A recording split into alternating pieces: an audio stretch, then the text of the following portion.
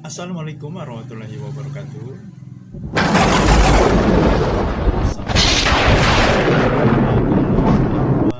Islam pencerahan.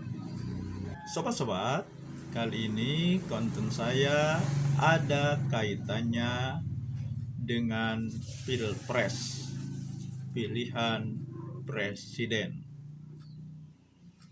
Dan saya terdorong mengangkat yang ada kaitannya dengan Pilpres karena ada seorang Gus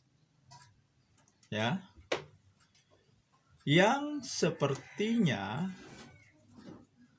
tidak ingin seorang Anies Rashid Baswedan menjadi presiden. Sobat-sobat, ya tentu saja itu asumsinya. Nah, karena itu sobat-sobat, mari sama-sama kita lihat, kita simak bagaimana asumsi seorang Gus yang tidak menginginkan seorang Anies Rashid Baswedan untuk menjadi presiden. Sobat-sobat,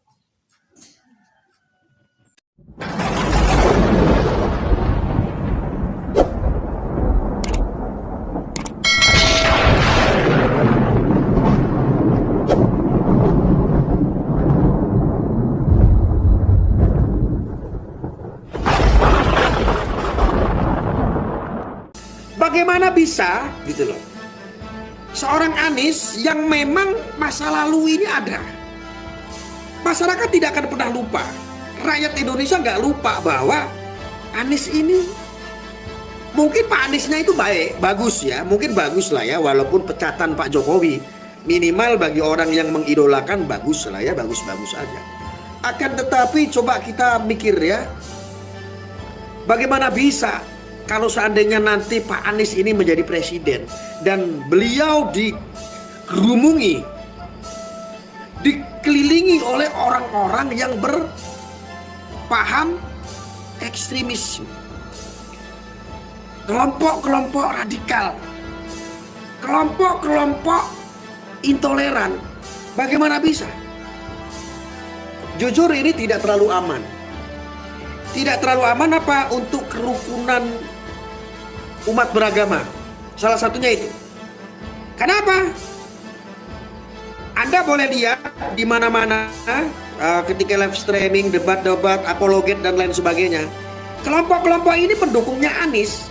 Tetapi ketika mereka berdiskusi tentang apapun yang memang orang-orang pendukung yang mengaku agama Muslim ini, dia tahu bahwa agamanya dia bukan Muslim, dia non-Muslim, ini sudah menganggap seperti musuh. Bagaimana bisa? Ini nggak balance gitu. Pak Anies bisa jadi bagus gitu loh, tetapi Pak Anies dikelilingi oleh orang-orang yang intoleran. Ini bahaya. Orang yang mengelilingi Pak Anies inilah ketika ada deal-deal untuk memenangkan beliau menjadi seorang presiden, tuntutannya akan sangat luar biasa. Bagaimana ketika seandainya ormas-ormas terlarang ini dibangkitkan lagi, hidup lagi? Habis sudah. Pak, Ibu, tidak main-main loh. Kebijakan seorang kepala negara itu nggak main-main. Apapun bisa jadi lost doll. Kalau seandainya Pak Anies ini jadi presiden, orang-orang yang di sekelilingnya ini ingin menumbuhkan bibit-bibit radikal, selesai. Apapun caranya. Kenapa presiden bisa tunjuk kok? Presiden bisa setting Polri. Presiden bisa setting TNI. Ini asumsi saya. itu sobat-sobat ya, asumsi dari seorang Gus Arya yang tidak menginginkan Anies menjadi presiden. Bahkan dikatakannya berbahaya. Itu yang saya tangkap dari asumsi yang diuraikannya. Nah, sobat-sobat, barangkali ya video berikut ini di mana seorang Anies Rashid Baswedan ya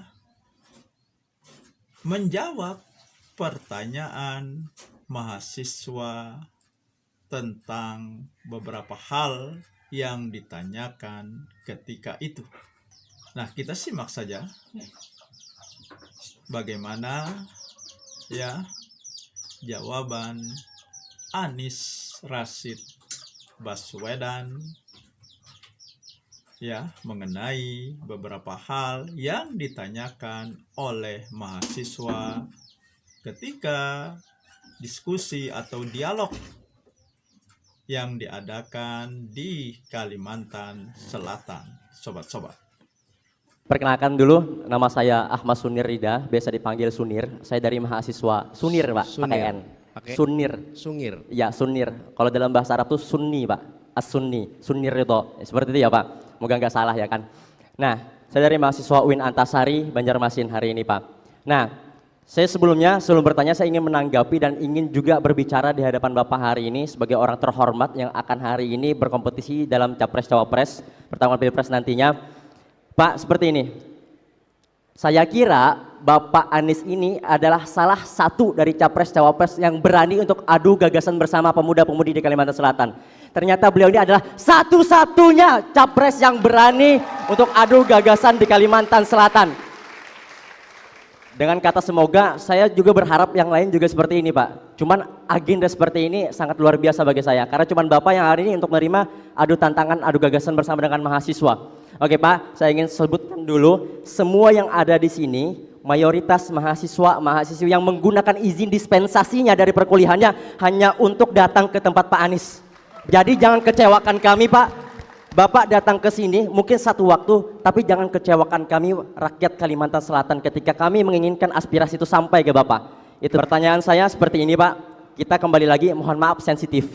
Membahas mengenai ibu kota Nusantara. IKN ada di Kalimantan. Saya ingin tanggapan dari Bapak, bagaimana kalau seandainya IKN ini enggak Bapak teruskan dan ada ratusan ribu hektar lahan yang sudah dikonsesi dengan izinnya dan terbengkalai begitu saja. Bagaimana tanggapan Bapak? Yang kedua, apakah Bapak akan turut dan akan menginginkan atau tunduk kepada ketum partai seperti capres-capres sebelumnya? Yang terakhir, Pak, ini menjadi masalah kami bersama, Undang-Undang ITE. Undang-Undang ITE. Akankah di 100 hari kerja Bapak akan membuka kembali pembahasan untuk mencabut Undang-Undang ITE? Karena hari ini mahasiswa kalau ingin beraspirasi mengadvokasikan permasalahan di Kalimantan Selatan selalu saja dicekoki. Itu Pak pertanyaan saya, tolong ditanggapi Pak. Tadi ada pertanyaan, apakah Anda akan melawan oligarki? Tidak. Saya akan melawan ketidakadilan, itu yang akan saya lawan. Oke? Kenapa? Saya tidak mau menjadi memusuhi satu pihak. Saya tidak memusuhi siapapun. Tetapi bila Anda melakukan hal yang tidak berkeadilan, maka tugas negara adalah menghadirkan keadilan. Jadi bukan subjeknya yang harus dilawan. Yang harus dilawan itu adalah prinsip ketidakadilan. Dan kita menyaksikan ada banyak ketidakadilan hari ini. Karena itu saya mengatakan perjuangan kami adalah menghadirkan keadilan. Dan dalam kami menggunakan istilah membesarkan yang kecil tanpa mengecilkan yang besar. Oke? Itu dalam semua prinsip. Menguatkan yang lemah tanpa melemahkan yang kuat.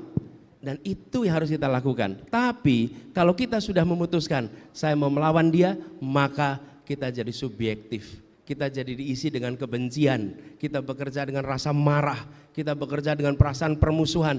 Republik ini sudah terlalu banyak permusuhan, republik ini selalu banyak dipompa dengan emosi-emosi yang membelah. Karena itu saya katakan kita ingin menghadirkan keadilan. IKN itu undang-undang, okay?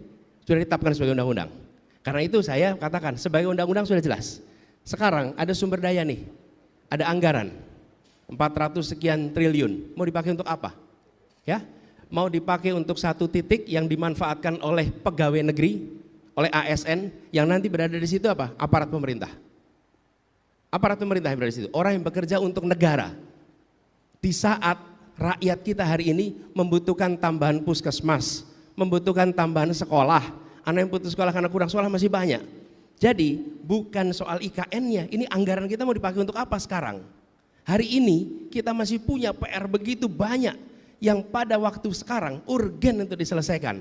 Guru honorer kita belum diangkat karena katanya anggarannya kurang. Kenapa anggaran itu tidak dipakai untuk mengangkat guru-guru honorer kita sehingga itu bisa menjadi guru? Jadi bukan soal IKN-nya, ini kita punya anggarannya nih, mau diapakan?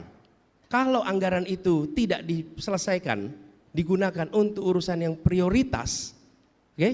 Tapi urusan yang simbolik. Ada di sini, kita semua ikut bangga, kita semua ikut bersyukur. Tapi bicara persoalan urgen di negeri ini masih banyak urusan yang harus diselesaikan. Jadi undang-undangnya sudah ada, tinggal soal kapan kita menuntaskannya mengikuti kemampuan ekonomi kita. Dan itu yang saya maksud, ada urusan yang urgen. Bagaimana kita menjelaskan pada guru-guru yang tidak diangkat karena kita kekurangan anggaran, pada saat yang sama kita sedang membangun istana untuk dipakai seorang presiden. Gimana menjelaskannya itu? Sulit kita. Jadi sekali lagi bukan soal IKN-nya, ini soal anggarannya nih, mau dikerjakannya kapan gitu ya. Lalu soal ketua umum partai. Bung Sunir, saya beberapa kali menyampaikan cara kami bertugas di Jakarta. Karena cara kami bertugas di Jakarta, cara mengambil keputusan mungkin itu bisa digunakan sebagai dasar dalam menilai. Apa cara mengambil keputusan yang kami lakukan? Kami memutuskan, saya memutuskan berdasarkan 4 prinsip. 1, prinsip keadilan. Prinsip keadilan. Bagaimana prinsip keadilan itu ditegakkan dalam keputusan apapun. Yang kedua adalah kepentingan umum, public interest. Di mana itu? Yang ketiga adalah fakta, data, ilmu, objektivitas. Yang keempat baru aturan hukum, undang-undang, peraturan, konvensi. Oke? Selalu keputusan begitu. Jadi ketika mengambil keputusan mendasarkan pada 4 itu, dan hampir semua keputusan bisa dibicarakan. Sekarang malah jadi pertanyaan, kenapa a priori pada ketua partai? Kenapa kita menganggap ketua partai itu selalu menganggap kepentingannya dia kepentingan sempit? Saya beri contoh, Pak Surya Paloh, ketua partai Nasdem. Oke? Nah, kalau dia mau enak, dia nggak usah nyalonin Anies, hidupnya nyaman. Dia coba nyalonin Anies, apa yang terjadi pada dia? Apa yang terjadi pada partai Nasdem? Betul tidak? Usianya 72 tahun, kalau dia mau nyaman, dia tinggal duduk nyaman, ikut aja. Disuruh koalisi ini ikut, disuruh koalisi itu ikut, seperti yang lain-lain, nyaman hidupnya. Tidak ada peristiwa-peristiwa yang terjadi 1 tahun ini. Jadi jangan anggap kalau ketua partai lalu otomatis dia tidak lagi mementingkan kepentingan umum dan mementingkan kepentingan negara. Masih banyak ketua-ketua partai kita yang membawa kepentingan itu. Oke? Nah, kita harus kritis. Saya setuju dengan Anda kritis, tapi jangan a priori. Karena kalau kita a priori, maka kekritisan kita hilang. Jadi jawaban saya, Bung Sunir itu. Lalu soal undang-undang ITE. Undang-undang ITE sudah berulang kali kami sampaikan. Malah waktu itu saya bilang ini, Bung Sunir, mungkin juga pernah dengar. Masa kita mau bilang Indonesia aja Wakanda. Indonesia dibilang apa? Konoha. Itu kan karena takut gitu. Demokrasi harus memberikan rasa kemerdekaan di dalam berpendapat. Dan semua aturan-aturan yang melarang itu harus ditiadakan.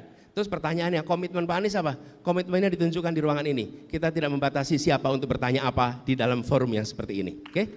Kan Bung Sunir kan tidak dilarang bicara, tidak ditandain, oh yang ini nggak boleh bicara. Enggak, semua boleh. Artinya apa? Besok juga ketika bertugas akan begitu.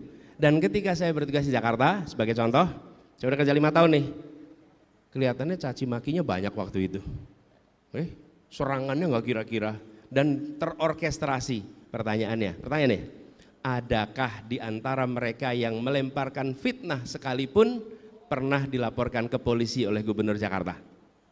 0. Tidak ada, sama sekali. Kalau media menulis keliru, maka saya tidak melaporkan ke polisi. saya akan melaporkannya ke Dewan Pers karena itu soal kode etik pers, bukan soal kriminal. Jadi komitmen itu bukan komitmen sekarang. Dan ketika saya seumur Bung Sunir, ketika ada majalah koran di Bredel, saya termasuk yang berada di paling depan berdemonstrasi untuk memprotes pemberontakan itu, gitu ya. Nah, bagaimana sobat-sobat? Apakah seorang Anies Rashid Baswedan tidak layak? Seorang Anies Rashid Baswedan berbahaya untuk menjadi presiden karena hanya dengan alasan di sekelilingnya banyak orang-orang radikal. Meskipun masih debatable apa yang dimaksud radikal. Nah, sobat-sobat, saya hanya menyampaikan sikap penilaian berpulang kepada sobat-sobat semuanya. Demikian sobat-sobat, semoga ini menginspirasi dan mencerahkan. Nasrum minallahi wa fathun qarib. Wassalamualaikum warahmatullahi wabarakatuh.